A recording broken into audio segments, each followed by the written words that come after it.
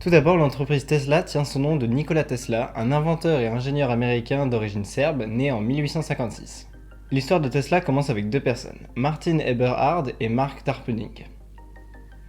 Martin et Mark sont deux ingénieurs américains qui ont fondé ensemble Nouveau Media en 1997 et en 1998 ont sorti l'un des premiers lecteurs électroniques, le Rocket e-book.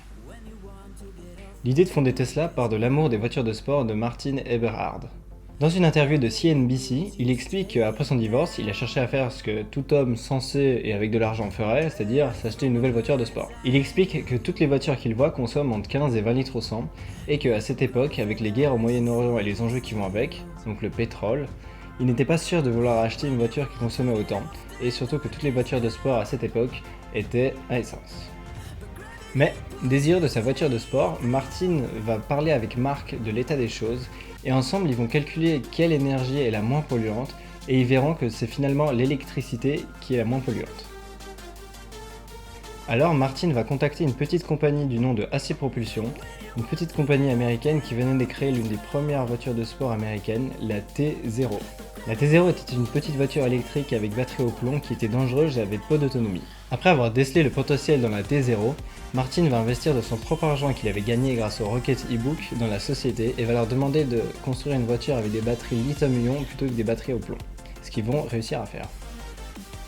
Martin et Mark savaient qu'il était désormais faisable d'avoir une voiture avec des batteries lithium-ion qui avaient une meilleure autonomie et étaient plus sûres.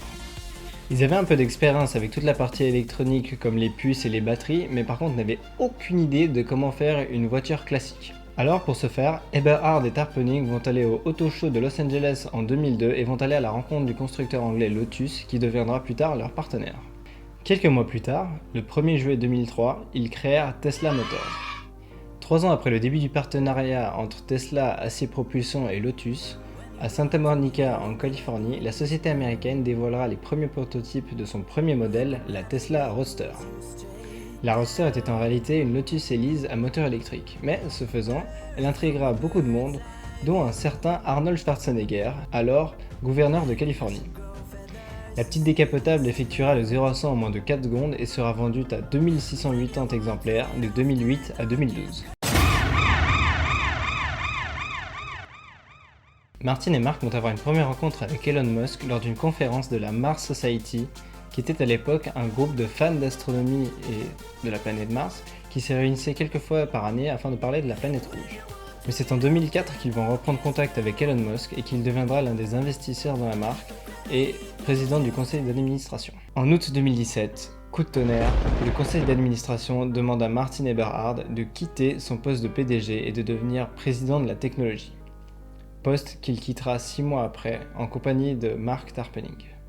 C'est donc à partir de 2008 que les deux membres fondateurs ne feront plus partie de l'aventure Tesla. C'est alors Zeev Dory, aucune idée, qui deviendra PDG, puis en octobre 2008, Elon Musk. En mai 2010, Tesla rachète une ancienne usine de General Motors et Toyota à Fremont, en Californie, pour 42 millions de dollars. Le site, baptisé Tesla Factory, est destiné à la production du modèle S et ouvre en octobre 2010. Tesla se démarquera ensuite de la concurrence grâce à l'avancée technologique de ses véhicules, mais également grâce à leur système d'infodivertissement avec un énorme écran central où il est possible de regarder Netflix et même de jouer à des jeux vidéo comme Beach Buggy Racing.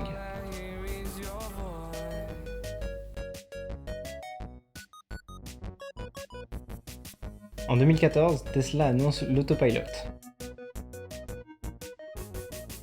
Une année plus tard, Tesla lance la Model X, un SUV de luxe avec des Falcon Wings, c'est-à-dire des portes comme ça. Aujourd'hui, Tesla produit même des tuiles photovoltaïques servant à alimenter votre maison d'électricité. Juillet 2017, Tesla commence à vendre son quatrième véhicule, la Model 3. Une berline plus accessible et destinée au marché de masse. Fin 2017, Tesla présente deux nouveaux modèles.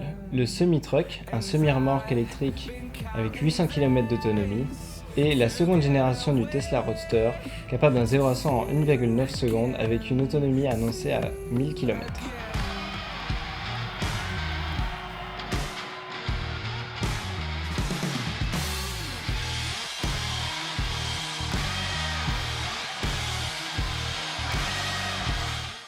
2 ans plus tard, la société californienne dévoilera le Cybertruck, un pick-up avec une forme assez peu conventionnelle, mais quand même sympa, avec aussi le Cyberquad, une sorte de Cybertruck mais en beaucoup plus petit, et finalement le modèle Y, une Model 3 ayant pris du poids. Tout cela mis ensemble contribue au fait que Tesla ait une capitalisation boursière de 748 milliards de dollars, soit plus que BMW, Volkswagen et Daimler réunis. La société californienne possède même une Gigafactory en Chine et une à Berlin. Mais elle n'a pas réussi à charmer tous les cœurs, dont celui de notre cher président américain Joe Biden, qui cet été a organisé un sommet sur les véhicules électriques et n'a pas invité Tesla.